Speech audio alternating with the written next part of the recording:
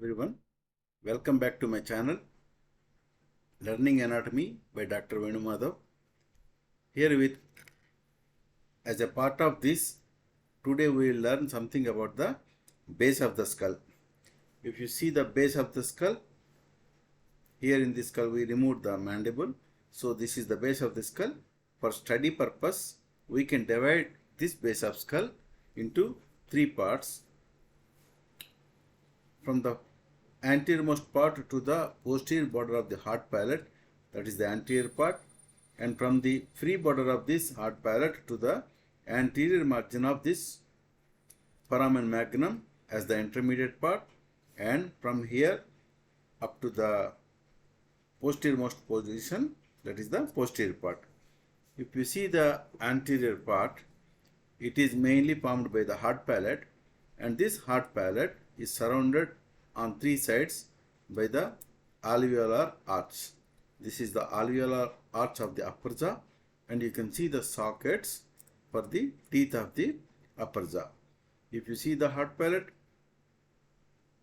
its posterior border is free and the anterior border and the two sides are in continuous with the alveolar arch. If you see the hard palate, you can see a cruciform suture here separating four pieces of bones.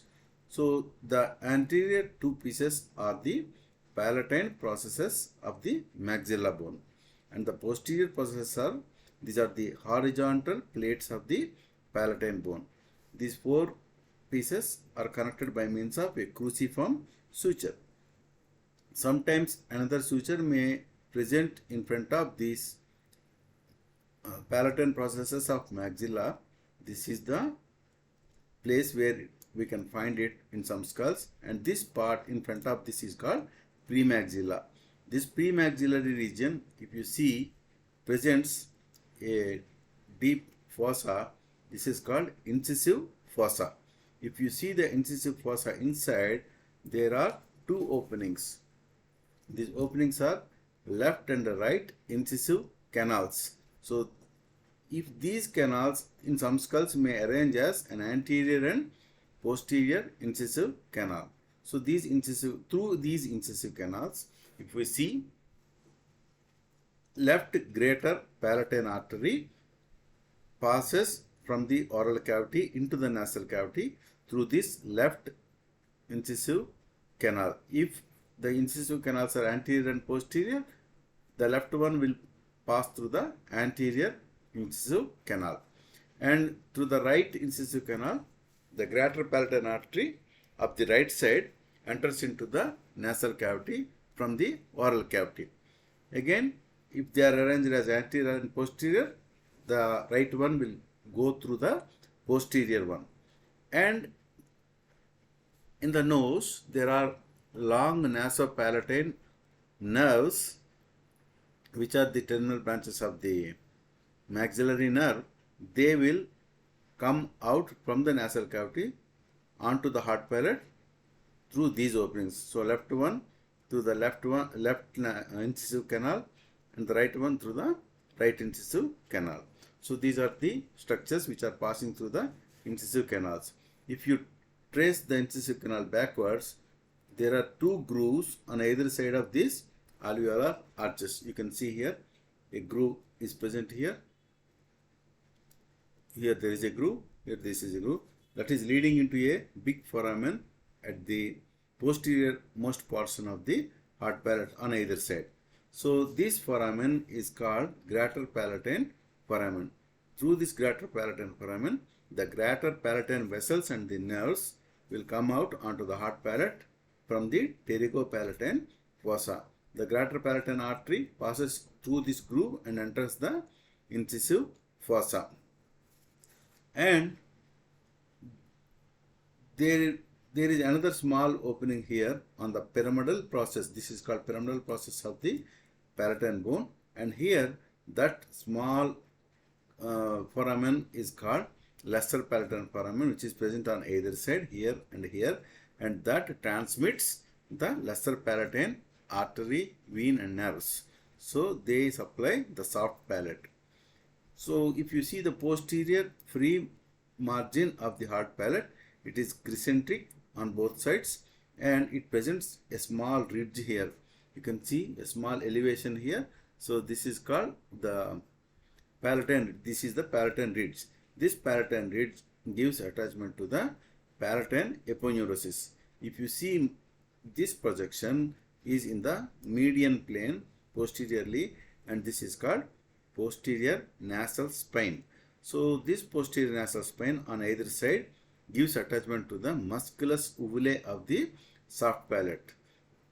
So the soft palate and the musculus uvulae are arranged to the attached to the posterior free margin of this hard palate, and they hang from here as the soft palate.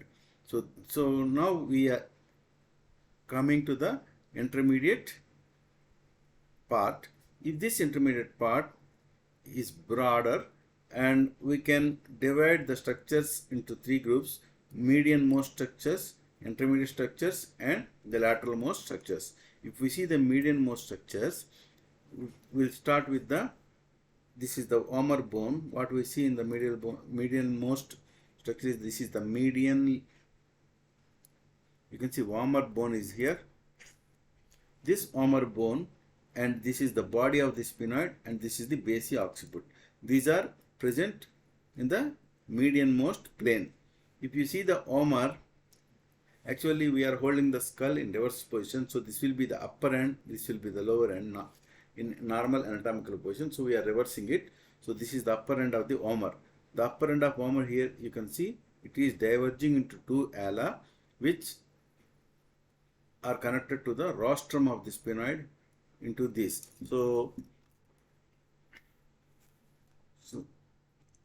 if the body of sphenoid is like this, the rostrum will be like this, and we have the median pterygoid plate which is present on either side, and it presents a vaginal process.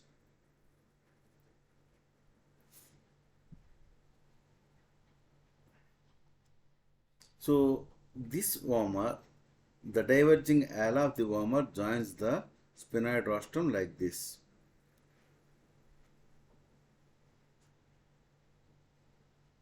This is on either side. Actually we are drawing only on the one side.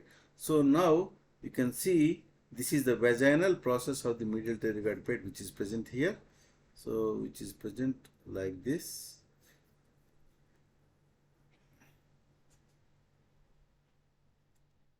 So this is the ala of the vomer bone. Now you can see a small canal is formed here. That is the vomerovaginal canal. So here in the skull you can see this is the vomerovaginal canal. This is the vomerovaginal canal on both sides. And a little bit anteriorly, anterolaterally, you can see another opening here and here. Another canal is formed by the sphenoidal process of the palatine bone, which connects from to the vaginal process like this.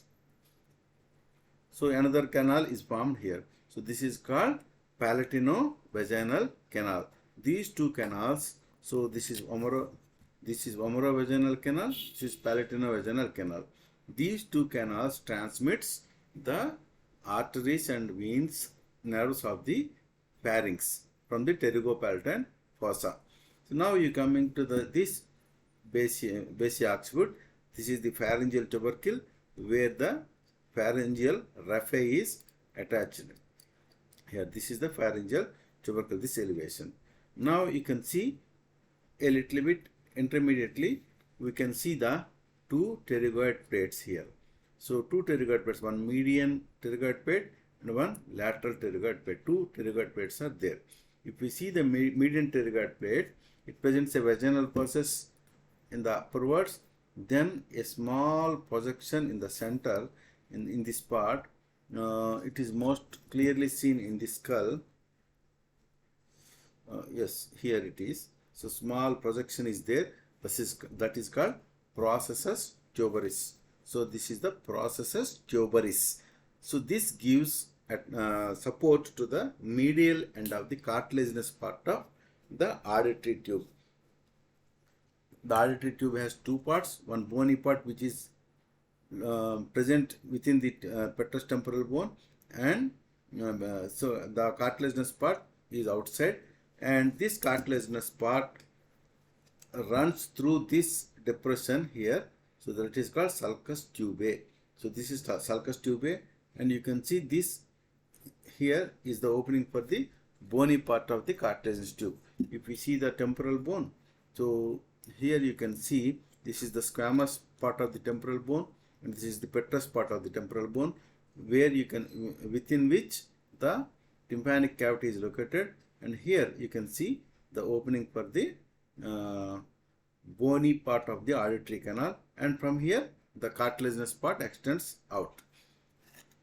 And if you see the base of this medial pterygoid plate, it presents here in this region, presents a triangular flat surface, that is called scaphoid fossa. Here you can see a large scaphoid fossa is seen.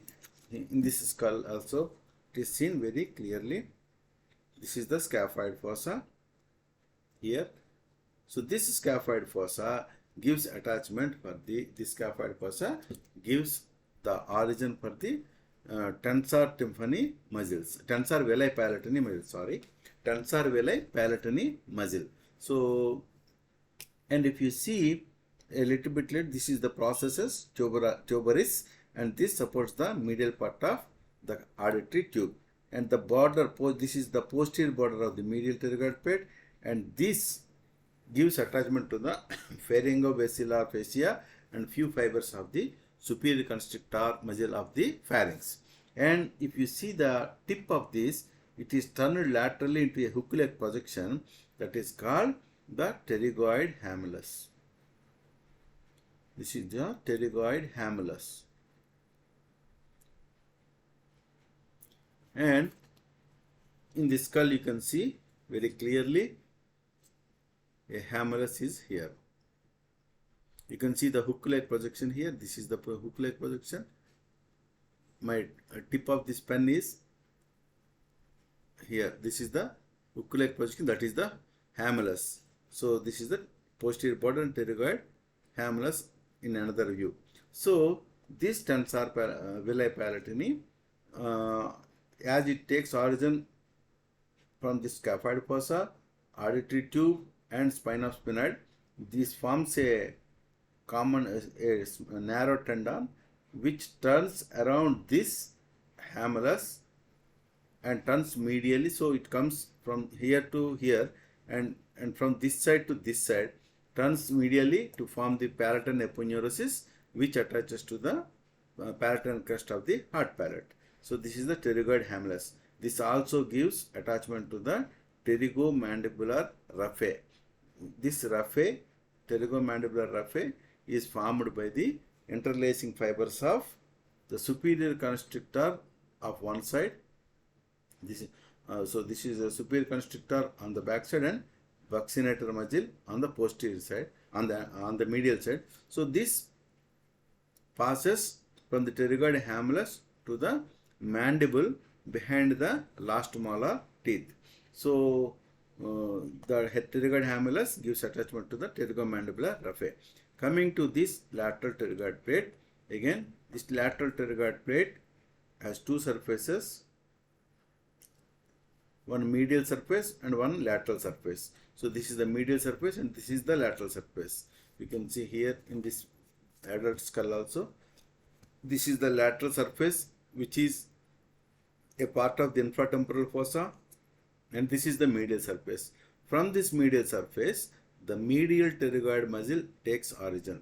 This is the upper head of the or deeper head of the medial pterygoid muscle, which is taking origin on the medial surface. On the lateral surface, again the lower head of the lateral pterygoid muscle takes origin from this surface. So, and this a small projection is there in the middle. In the skull it is clearly seen, a small projection here at probably, yes, now I can see through the camera. So this is, there is a small projection like this, so, and this gives attachment to the pterygospinous ligament from this lateral pterygoid plate to the spine of sphenoid, which is present here. So this on its lateral side gives attachment for the greater wing of sphenoid. In the skull you can see this is the lateral pterygoid plate, and from here this is the greater wing of the sphenoid. This greater wing of sphenoid is almost quadrilateral in shape. If you see, the anterior most margin forms the posterior border of this inferior orbital fissure. This is the inferior orbital fissure, and you can see here this is the anterior. Then laterally it is connected to the temporal bone and forms the infratemporal surface of the infratemporal fossa, and posteriorly it is connected to the petrous temporal bone. Here you can see this is the petrous part of the temporal bone, and it is connected to the greater wing of sphenoid. So this is the greater wing of sphenoid forming the upper surface of the infratemporal fossa. If you see on the greater wing of sphenoid from outside, from this angle, you can see an oval opening is present here. An oval opening is present. This is called foramen ovale. You can see a small sulcus, that is the sulcus tubae, just in front of this foramen, and this sulcus tubae holds the cartilaginous part of the auditory tube. If you see the foramen ovale, through this foramen ovale, the structures passing are the sensory root of mandibular nerve, the motor root of mandibular nerve, the lesser petrosal nerve, and accessory meningeal artery, and sometimes an emissary vein which connects the pterygoid venous plexuses, which are present here, to the cavernous sinus, which is present inside the skull. So this is so these are the structures passing through the foramen ovale, and the otic ganglion lies just beneath this foramen ovale. Then lateral to that is a small opening that is called foramen spinosum. So foramen spinosum transmits the first branch of the mandibular nerve, that is the nervus spinosus, which supplies to the meninges, and also the middle meningeal artery, which passes through this opening and enters the skull. In the skull you can see the middle meningeal artery forming impressions from the foramen spinosum. You can see the markings of the middle meningeal artery on the temporal and the parietal bones here, you can see. So, and also sometimes it also sometimes allows some emissary vein which connects pterygoid venous plexus, and sometimes a small opening may present as an extra opening here, that is called foramen innominatum. If at all it is present, it transmits the lesser petrosal nerve. So if you see, lateral to this is a small projection here. This is the projection, and this projection is called spine of sphenoid. This spine of sphenoid gives attachment to the two muscles. One muscle is the posterior fibers of the tensor veli palatini, because the anterior fibers of the tensor veli palatini are from the scaphoid fossa, and middle fibers are from the cartilaginous part of the auditory tube. Then the posterior most fibers comes from the spine of the sphenoid. So one muscle is that. Another muscle that is originating from the spine of the sphenoid is the tensor tympani muscle. The tensor tympani muscle enters the tympanic cavity through the petrosquamous fissure, and that attaches to the malleus there. So this is the tensor to the incus there, and so that is the tensor tympani muscle. And here three ligaments are attached. One is the spinomandibular ligament, one from the spine of sphenoid to the this is the spine of sphenoid, and this is the mandible. It attaches in the middle of the posterior border of the mandible. This is this spinomandibular ligament. One ligament is that, and another ligament is this is the lateral pterygoid plate, and this is the pterygospinous ligament. So pterygospinous ligament is one, and another ligament is the anterior ligament of the malleus. So this goes through this tympanic caniculi inside and attaches to the handle of the malleus, which also supports the tympanum. So 3 ligaments and 2 muscles are attached to the spine of the sphenoid. And if you see from just behind the upper part of these pterygoid plates, you can see an irregular opening which is present here. This is irregular foramen, that is called foramen lacerum. So this is the foramen lacerum which is present irregularly. This foramen lacerum is bounded in front by the root of the pterygoid plates and the greater wing, and behind by the petrous part of the temporal bone, and medially by the basi occiput. If you see the anterior wall of this foramen, I want to show you, this will be the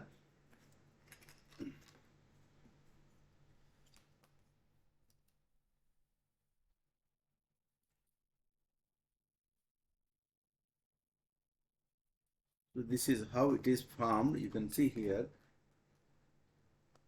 this will be the foramen lacerum here. If you see its anterior wall, it bears an opening here covered by a projection of the bone, and this opening is the posterior opening of the pterygoid canal, which is from the pterygopalatine fossa, which is present here. So this pterygoid canal transmits the nerves and vessels of the same name, that is the pterygoid vein, pterygoid artery, and pterygoid nerve. So these are transmitted through this pterygoid canal. This is the posterior opening of the pterygoid canal, which is present in the anterior wall of foramen lacerum. If you see the posterior wall also, it is formed by the apex of the petrous bone. This is the apex of the petrous part of the temporal bone, and it also bears a large opening here. You can see this is the large opening, and this is the anterior opening of the carotid canal.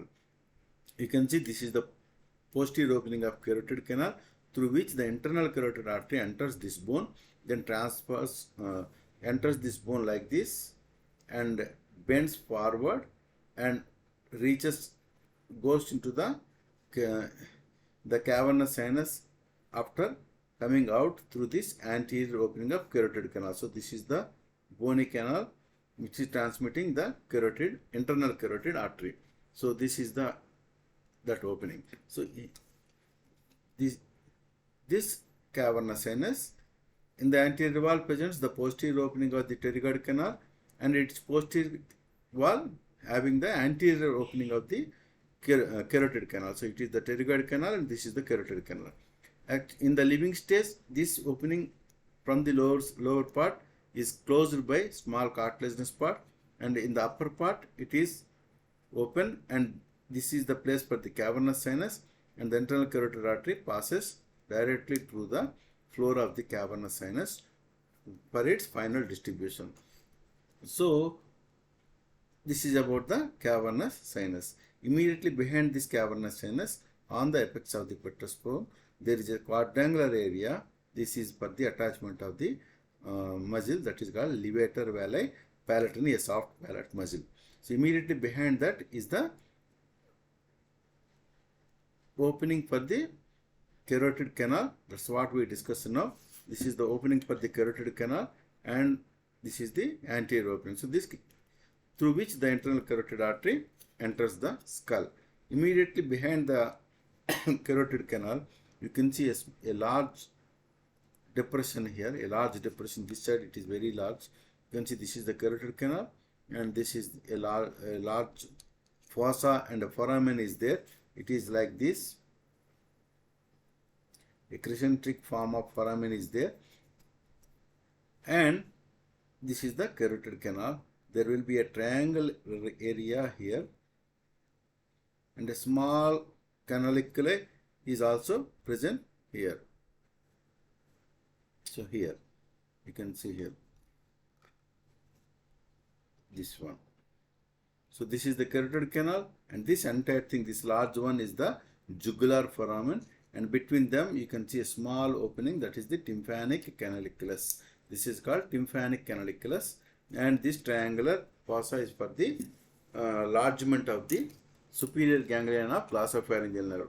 This jugular foramen can be divided into three parts, an anterior part, an intermediate part, and a posterior part. The anterior part transmits the inferior pectoral sinus. This is the petrous part of the temporal bone within the skull, and here this groove is for the inferior petrous sinus, that is the venous sinus of the meninges, and this passes out to the anterior most part of this jugular vein and comes out like this.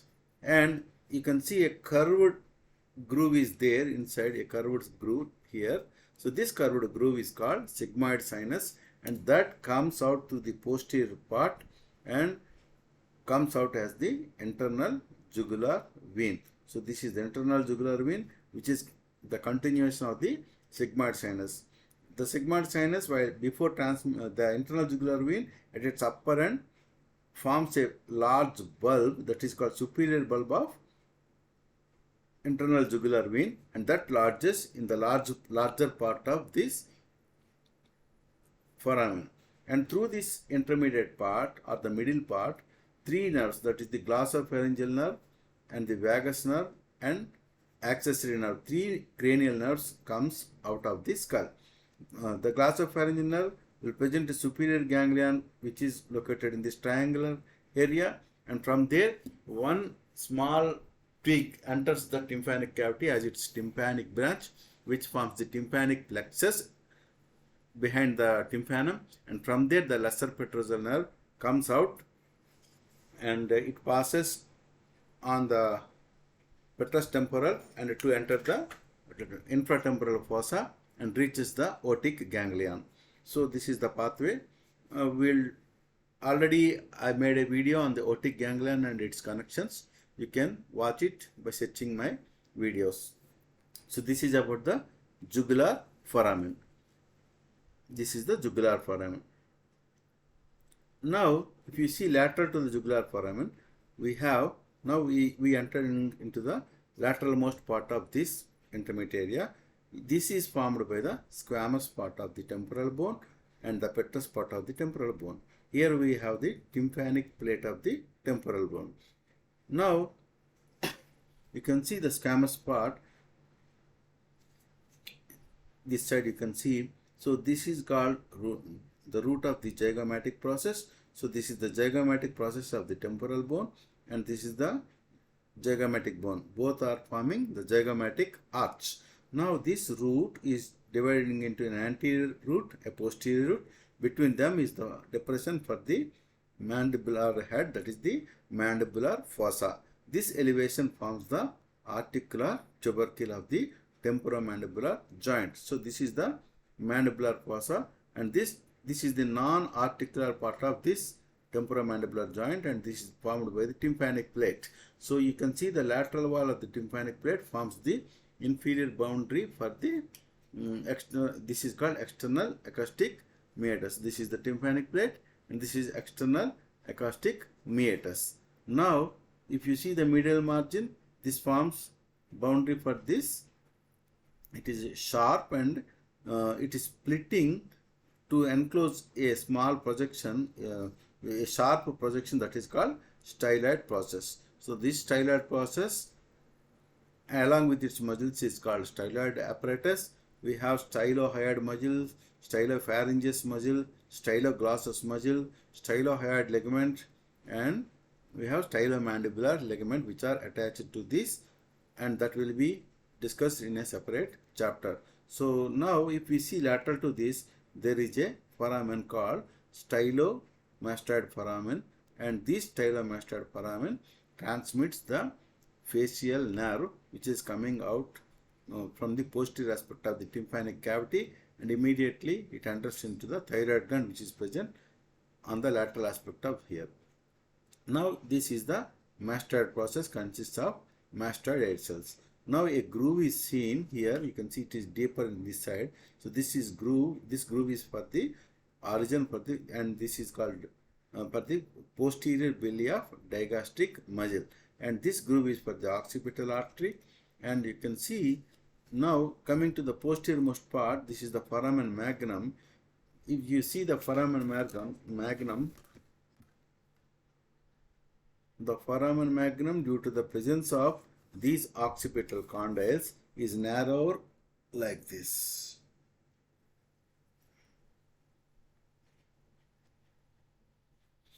So it is narrower in the anterior part like this, and the condyles are like this. And these projected margins are connected to each other by means of an alar ligament which holds the dens of the axis. This is the second cervical vertebra called axis, and this projection is called a dens. This is held within the first cervical vertebra like this, and you can see from here the ligaments will tie to hold it in position, around which the head rotates. Okay, so this by this alar ligament we have two compartments in this, one anterior compartment and one posterior compartment.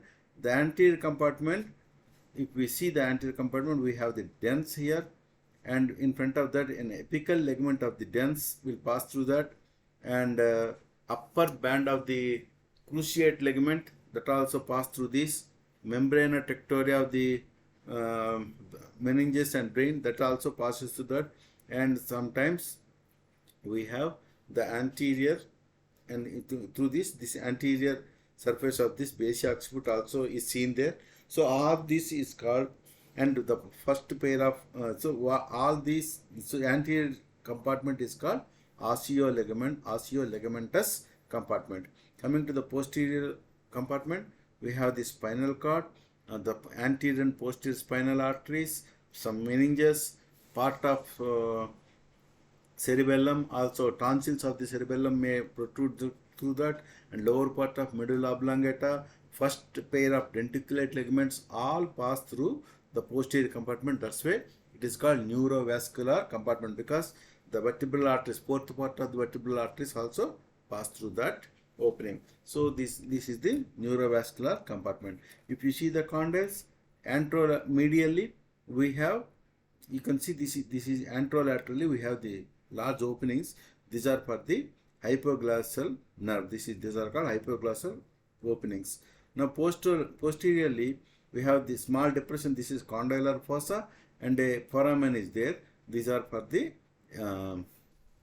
emissary veins which connect the cavernous sinus with the suboccipital venous plexus here. So this is for the emissary vein. This is about the condylar foramen. Now you can see this is the posterior most portion of the foramen magnum, from which a small ridge is going up to an elevation. This is called external occipital protuberance. You can see this is the ridge what I am talking about. This is the ridge, and this is the elevation called external occipital protuberance.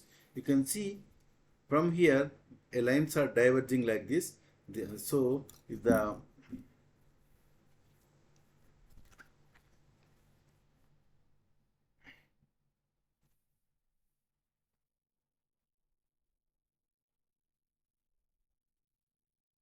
so from here external occipital protuberance is there, and we have the condyles here.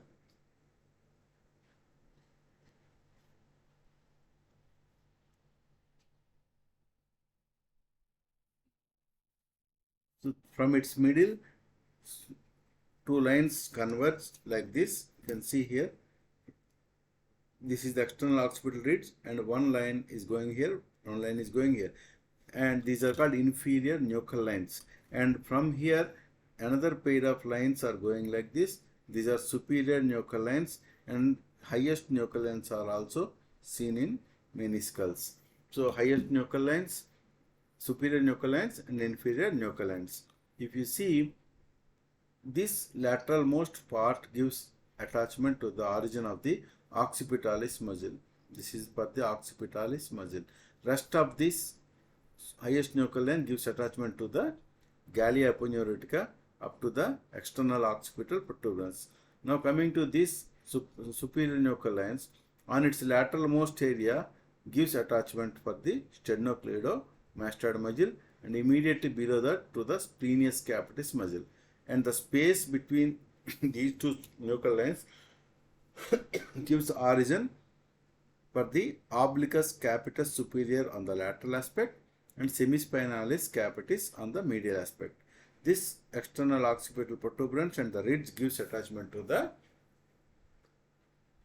nuchal ligament, and here you can see on the medial aspect gives the fibers of the trapezius are originated here. So sternocleidomastoid insertion is here, trapezius origin is here. So these are the arrangements here. Now below this inferior nuchal line we will have the rectus capitis posterior minor, rectus capitis posterior major, and more laterally we have the rectus capitis lateralis muscles. So these are the muscle attachments which are present here. If we see the basic occiput which is present here, we have the rectus capitis anterior muscle and longus capitis muscles are arranged here, and to this a small portion in front of this pharyngeal tubercle gives attachment to the pharyngobasilar fascia and the buccopharyngeal fascia. So here this is the place for the longus capitis, rectus anterioris, and rectus capitis lateralis, rectus capitis posterior major, rectus capitis posterior minor, and we have the trapezius here, and here this is the place for the semispinalis capitis, obliquus capitis, and attachment of the sternocleidomastoid and the splenius capitis are in this region. So this is for the external occipital protuberance, and we have the nuchal ligament which is present here. So this is the mastoid process with 8 cells are within there. This is the mastoid foramen which transmits some emissary vein into the sigmoid venous sinus. So this is the basic structure of the base of the skull, and the details of each bone will be dealt when we deal with each bone. So this completes my class. Please view completely, and please please you can comment on this video or give suggestions to this video in the comment section. I would like everyone to please like my video, share it to your friends, and subscribe those who are not subscribed till to help me in developing my channel. Thank you very much.